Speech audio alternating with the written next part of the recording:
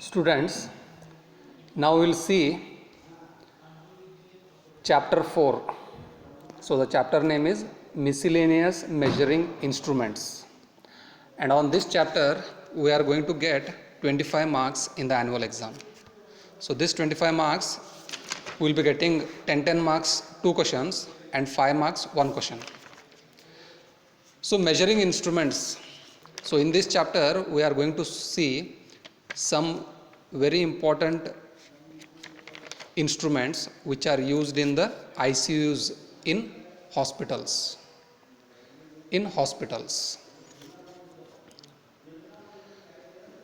So nowadays we know that corona disease is very much rapid in all the areas.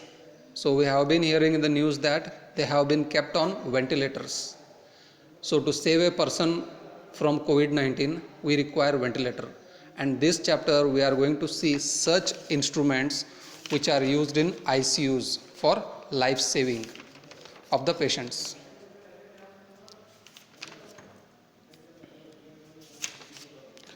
So first one is respiration. When a person is not able to do natural respiration, we have to put him on artificial respiration or respiratory machine. So function of a respirator. Respirators are the equipments used to improve ventilation of the lungs. They may be used continuously or intermittently to provide oxygen enriched medicated air to the patient at a controlled temperature. When natural respiratory system is incapable of providing adequate ventilation oxygen to the patient naturally, respirators are used in such cases. So next important machine is humidifier. Humidifier is the instrument used to humidify the applied air and oxygen. Thus any damage to the patient's lung is prevented. This humidification is achieved by passing the air stream through water or using steam. So next important device is nebulizer. Nebulizer is the device used to produce a fine spray of water or some type of medication in the inspired air.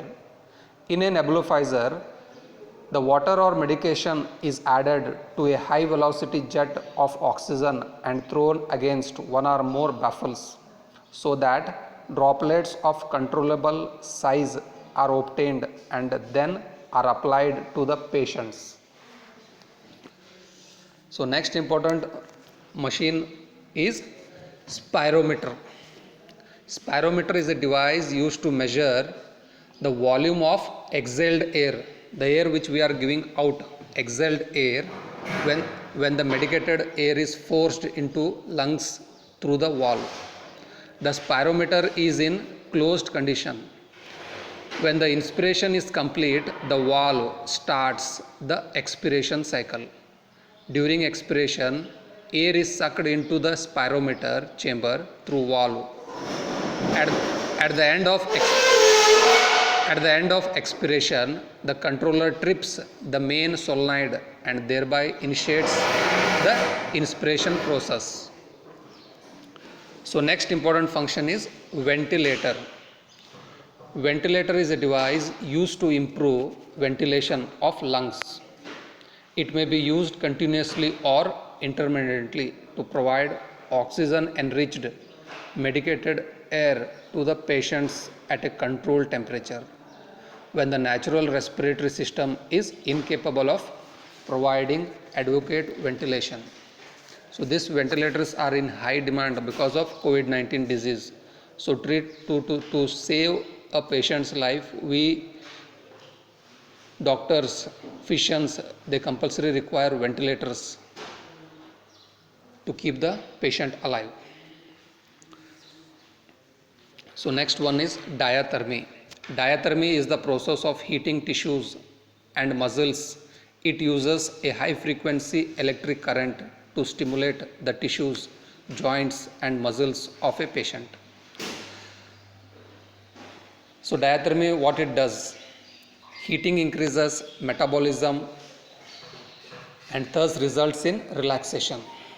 Heating leads to increase in blood flow. Types of diathermy. So the types of diathermy are radio frequency diathermy, short wave diathermy, microwave diathermy, ultrasonic diathermy. So these are the different types of diathermies which are used. So now we'll see in that short wave diathermy. In short wave diathermy, two methods are used for transferring the electromagnetic energy into the body, that is by capacitive diathermy method, inductive diathermy method. So now we'll see first one, short wave capacitive diathermy. Capacitor, so two plates. So in the same way, a patient, two electrodes are kept on 2 ears, two electrodes. In capacitive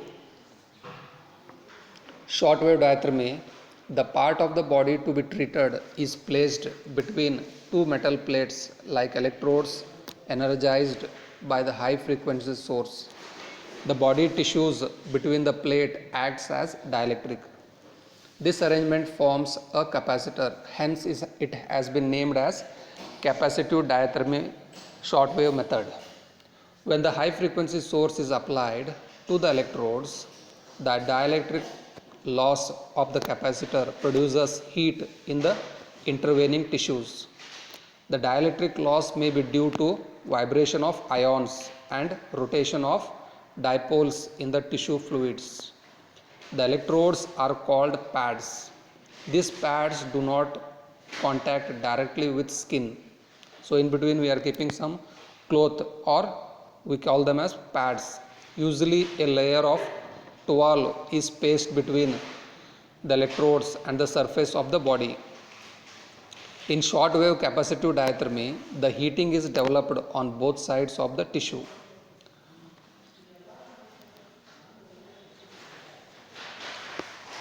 Short wave inductive field diathermy. So here in the figure we see that a person hand is there and AC coil is put on his hand. So this one is employed mainly for tissue heating by inductothermy. The magnetic induction method is another way to transfer short wave energy into the body.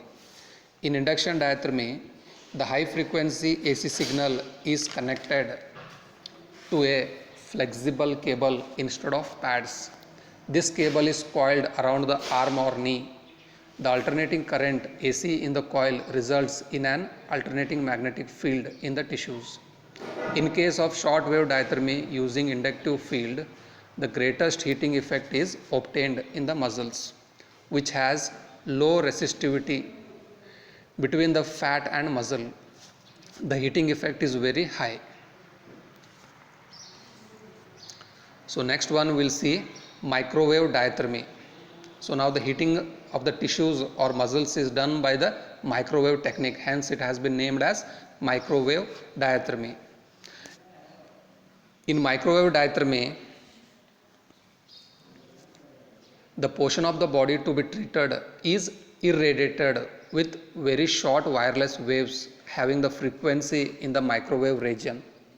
Typically, the frequency used is 2450 megahertz, corresponding to a wavelength of 12.25 centimeter. The heating effect is produced due to the absorption of microwave energy in the region of body under treatment. Better therapeutic results are obtained using microwave diathermy than shortwave diathermy. The method of application of energy in microwave diathermy is straightforward. Here no pads shaped electrodes are used. The microwaves are transmitted from an emitter and are directed towards the portion of the body to be treated. In microwave diathermy, the heating effect is sharply decreasing in the muscle mass and there is no heating at all in the bone. So next we'll see ultrasonic diathermy with diagram. So in the diagram we are able to see four blocks. So the first block is intensity and frequency control. Here it will control the frequency and intensity of the input. So that one is given to 1 megahertz radio frequency oscillator. So oscillator's output is given to piezoelectric transducer, and the output of the piezoelectric transducer is ultrasonic waves, or we call it as ultrasonic output.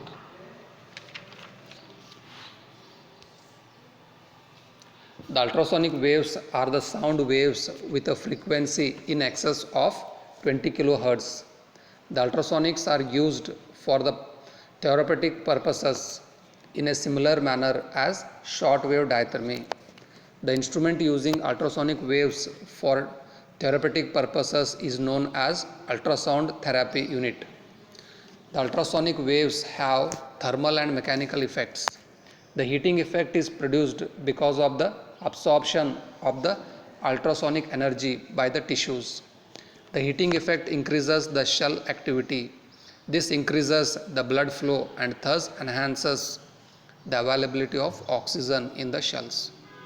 The ultimate effect of ultrasonics on the tissue is the high speed vibration of micro massage. The micro massage is helpful in the treatment of soft tissue lesions. The ultrasonic massage is superior than the manual massage because of the possible greater depth of massage with tolerable pain to the patient. The frequency of ultrasound is an important factor in ultrasonic diathermy. The absorption of ultrasonics by the tissue is dependent on the frequency used. The frequency range 800 kHz to 1 MHz is widely used for ultrasonic therapy.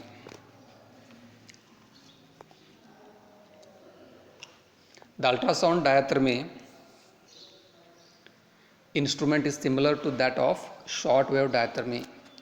The radio frequency oscillator output is fed to piezoelectric transducer. The quartz or barium titanate or lead zirconate titanium crystal is used as a transducer. The instrument will have following controls: frequency control, intensity control, duration control. Frequency control. Higher frequency ensures increased depth of penetration. Intensity control. The output power of the unit is varied continuously between 0 to 3 watt per centimeter squared. Duration. So timer. The duration of exposure is set between 1 to 15 minutes using a timer. So next we'll see applications of ultrasound therapy, where this ultrasound therapy is used. The ultrasound therapy is used for the treatment of neuromuscular and skeletal muscle diseases, including arthritis and sinusitis. The internal effects of ultrasonic waves will lead to increase in blood flow, which helps in tissue repair. The ultrasound therapy is more effective than any other method for healing bones and joints. The healing of bones and joints is very fast using this instrument. So next we will see muscle stimulator. Applications of muscle stimulator. Muscle stimulators can be used as electronic painkillers. So when a person in orthopedic or bone fracture will get a lot of pain, and we have to do some muscle stimulation to make him feel relief from that pain.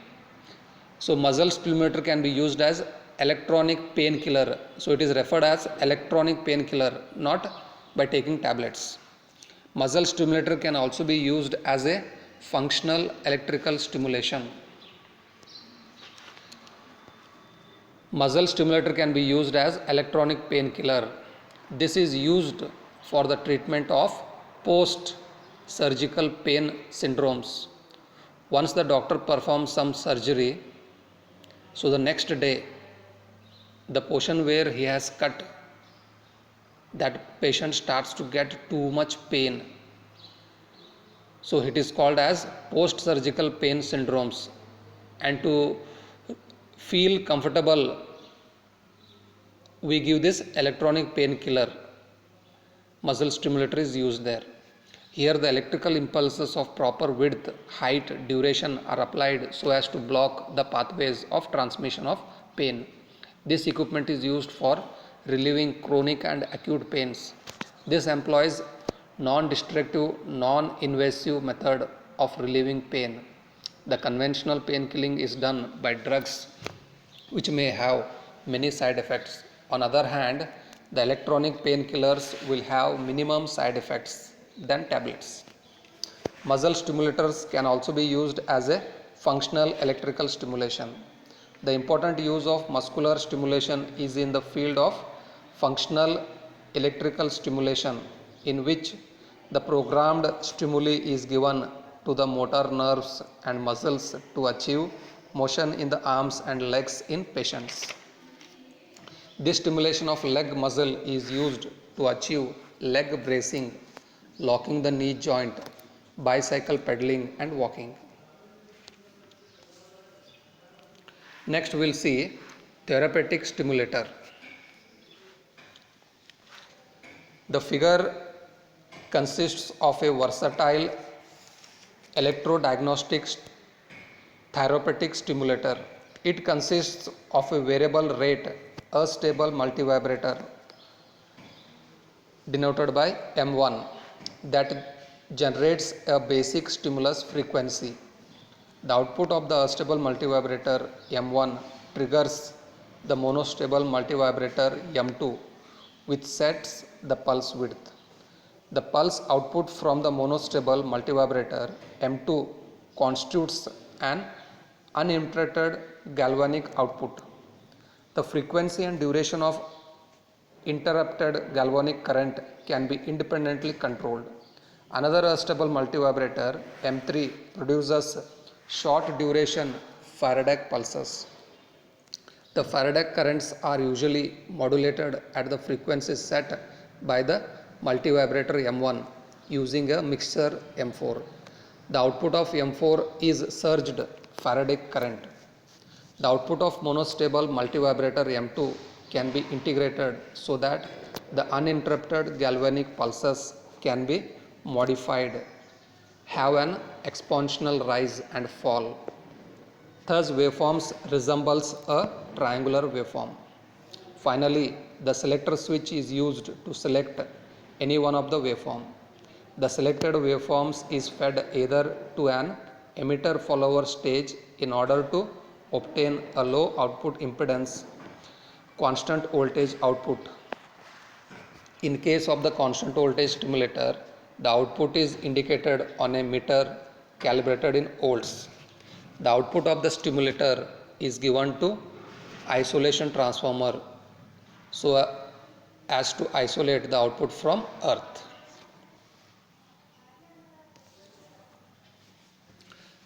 Now we will see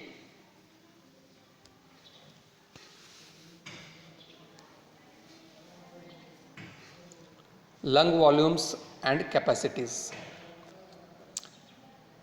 So before this we will see what is spirometer.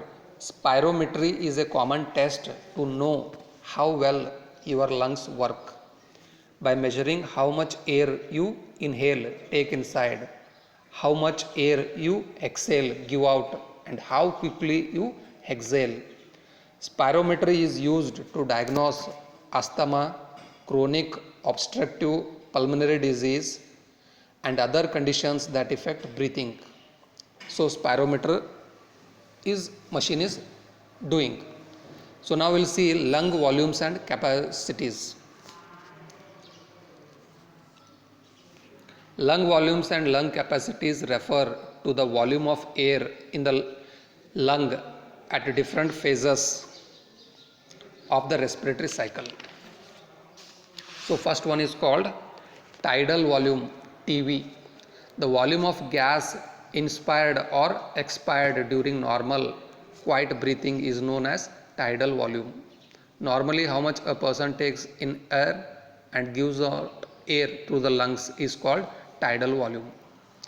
Second one, minute volume, MV. The volume of gas exchanged per minute during quiet breathing is called minute volume. Next one, alveolar ventilation, AV. The volume of fresh air entering the alveoli with each breath. Inspiratory reserve volume. The volume of gas which can be inspired from a normal end tidal volume is called inspiratory reserve volume, IRV.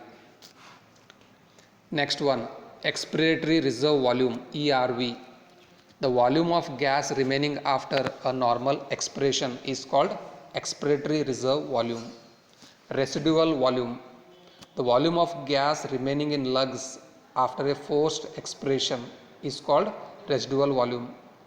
Even a patient is giving out air from his lungs, some percentage of air is remain in the lungs, and it has been called as residual volume. So now we'll see respiratory capacities. Functional residual capacity. The volume of gas remaining in the lungs after normal expiration is called functional residual capacity. Total lung capacity.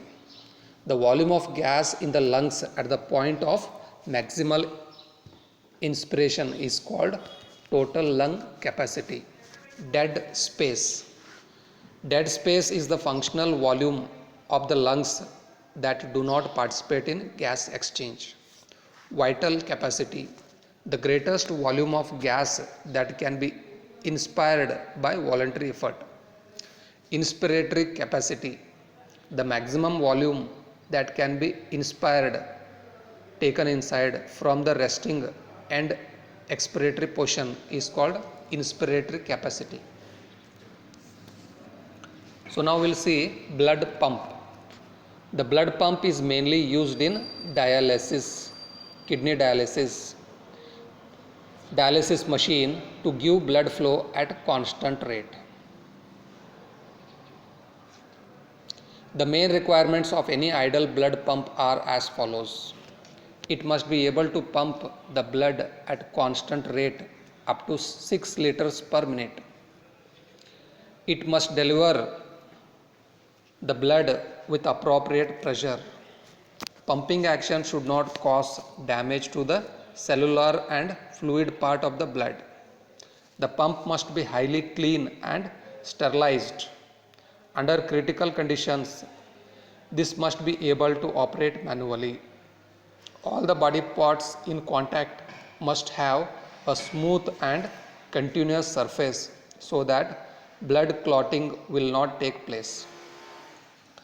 Pump should have calibration facility and must provide reliable operation. Types of blood pumps.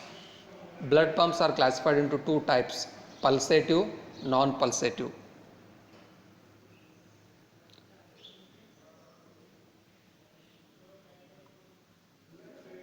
Pulsative pumps. The pulsative pumps are provided with inflow and outflow valves. Typically, pulsative pumps have two chambers, inner chamber and outer rigid chamber. When the inner chamber is compressed, the blood in it is ejected out through the outflow valve. When the pumping medium or compressed air is withdrawn, the inner chamber returns back to original shape as the blood is refilled in the chamber through the inflow valve. Non-pulsative pumps. In non-pulsative pump, a tube filled with blood is squeezed by a roller. The most commonly used non-pulsatile pump is roller pump. A roller pump is shown in the figure. A tube carrying the blood is positioned between the pump housing and the roller. As the roller passes over the tube, it will move forward. To reduce the blood clotting, the blood pump should provide a flow that minimizes turbulence. Functions of the kidney. The kidney performs the following important functions: removal of waste products from plasma, regulation of the composition of blood plasma,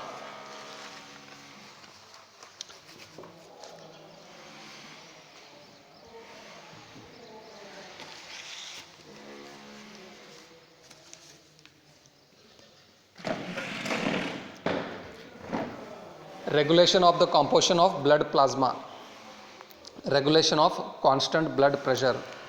The human body has two kidneys. In fact, a single kidney is capable of clearing all waste products in the blood. Each kidney consists of about 1,000,000 tiny individual units that are similar in structure and function. These tiny units are called nephrons. The nephron consists of two parts: glomerulus tubuli. A tubule carries urine from the kidney to the bladder. The urine is formed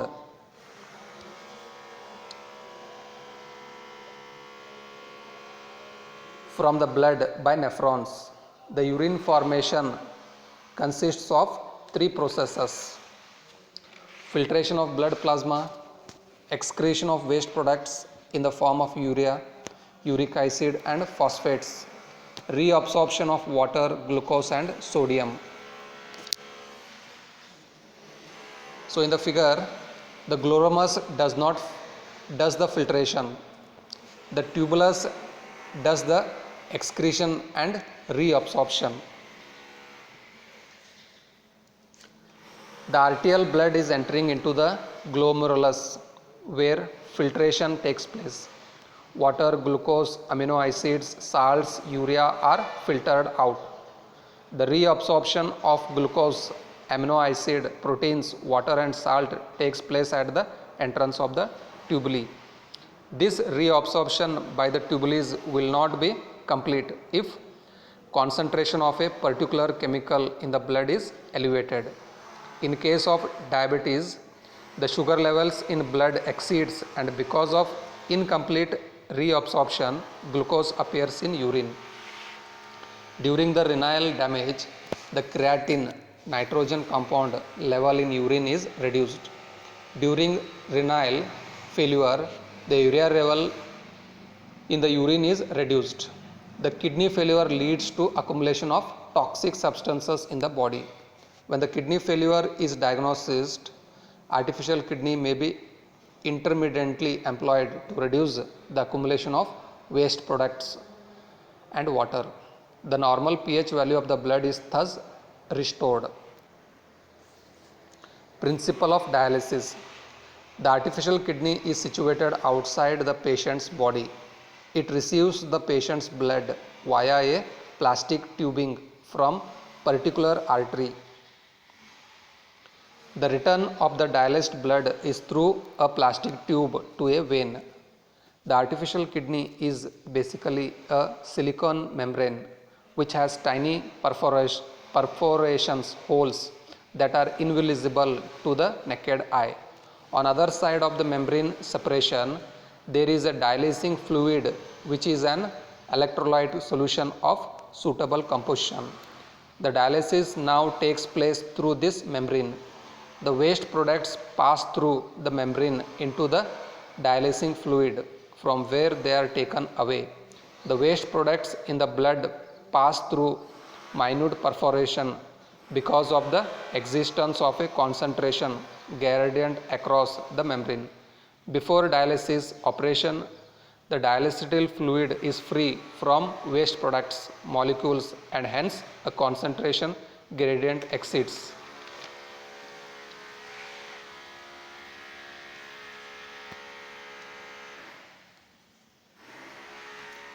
Next, hemodialysis. Hemodialyzer is an artificial kidney machine in which the blood is purified. Here also the waste products diffuse through a semi-permeable membrane which is continuously rinsed in a dialysing solution. Hemodialysis is more effective in removing the waste products. The dialysing time is about 3 to 6 hours. Thermodialysis is usually performed 3 times a weekly, and it is a costly affair.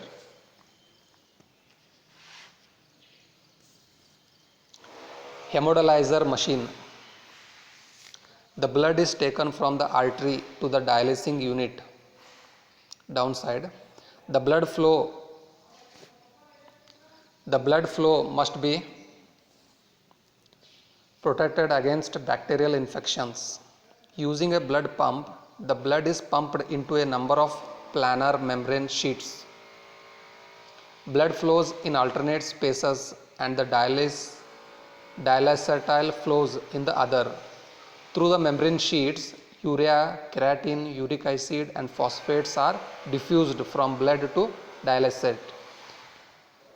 The blood leak detector is used to detect the rupture of the membrane. The pressure monitors are used at the input and output. The pumping of blood and dialysis both requires electric pump.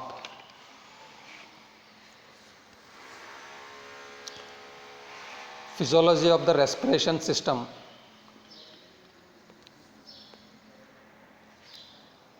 Human respiratory system, the organs of the respiratory system make sure that oxygen enters our bodies and carbon dioxide leaves our bodies. The respiratory tract is the path of air from the nose to the lungs. It is divided into two sections, upper respiratory tract and the lower respiratory tract. Upper respiratory tract is the path of air from the nose to the lungs. It consists of nostrils, nasal cavities, pharynx, epiglottis and the larynx. The lower respiratory tract consists of the trachea, bronchi, bronchioles and the lungs. Adults normally takes 12 to 20 breaths per minute. Strenuous exercise drives the breath rate up to an average of 45 breaths per minute. Red blood cells collect carbon dioxide from the body's cells and transport it back to the lungs. An exchange of oxygen and carbon dioxide takes place in alveoli, small structure within the lungs. The carbon dioxide, a waste gas, is exhaled and the cycle begins again with the next breath. The respiratory system also helps us to smell and create sound. Functions of respiratory system. Inhalation and exhalation. External respiration exchange gases between the lungs and the bloodstream. Internal respiration exchange gases between the bloodstream and the body tissues. Air vibrating the vocal cords creates sound. Smelling is a chemical sensation.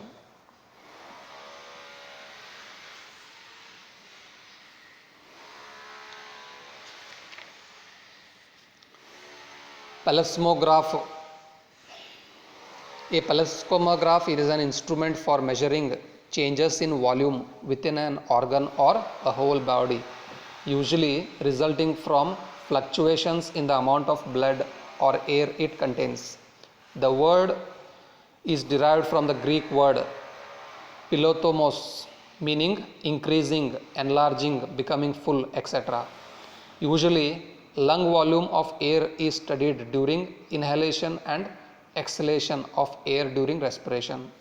Lung plethysmograph test to measure how much of air you can hold in your lungs. Lung plethysmograph is also called pulmonary or body plethysmograph. It helps doctor access the condition of people with lung disease, which can occur with a decrease in total lung capacity. So here we can see a patient, lung patient, who is having some problem with his lungs. So there are three transducers which are taking the data and giving to the computer. By seeing the computer, so the heart specialist, the chest specialist or lung specialist will come to know what actually the problem is there with this particular patient.